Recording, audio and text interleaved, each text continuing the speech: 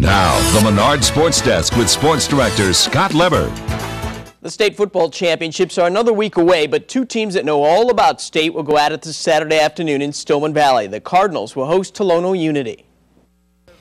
It was just last year that these two teams met in the 3A state championship game. Stillman rolled to a 52-22 win, but that's only part of the history between these two schools. Stillman also beat Unity in 2000 for the Class 2A state championship, and in 2003 Stillman beat Unity in the state semifinals. The Cardinals have had the Rockets' number, but that makes Cardinals coach Mike Lawler a little nervous. You know, just a real fear of people overlooking and not respecting them as a whole. The Rockets graduated their All-State quarterback Dylan Sturgeon from last year, but they returned two top running backs in Matt Franks and Seth Gooch, and they'll try to pound the ball at the Cardinals, which will make this game a battle of power football. They run a lot of power off tackle out of the gun again, and they got a great big offensive line, some real good backs. We just got to step it up defensively, just have a good game on defense. I think we'll be okay. Tolono has been a state runner-up 3 times, but it's never won state. The Rockets would love nothing more than to finally get a championship and beat their top nemesis in Stillman along the way. The Cardinals want to stay on course for a 5th championship. I don't really think there's that much pressure. I mean, we all know what we all wanted to do at the beginning of the season, and I guess we're here. They should know what's at stake here, but we'll find out.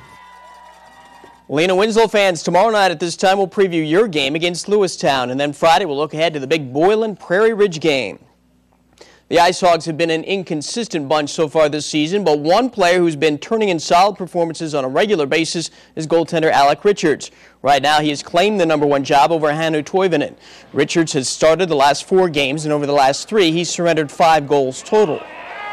I just got in a little groove there, and you know, it's still day to day, just about going out there and earning starts, and you know, just trying to give our team confidence so we can go out there and win some hockey games. Both guys, I think, have been given a little bit of a shot to run with it. We gave Toivy a shot earlier, now we're giving Richie a shot. Well, it's still early, but we'll see. It's by the end of the month we'll know what's going on in that.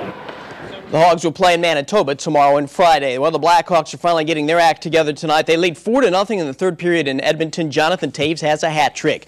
The Bulls have fallen behind in the 3rd period in San Antonio, 55-51. And here are some of the latest pictures from Wrigley Field that continues to evolve from a baseball field into a football field for Saturday's Illini Northwestern game.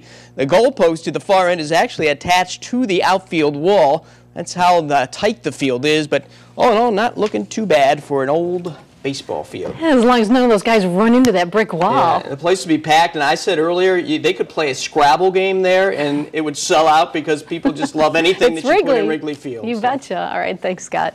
And we'll be back right after this break.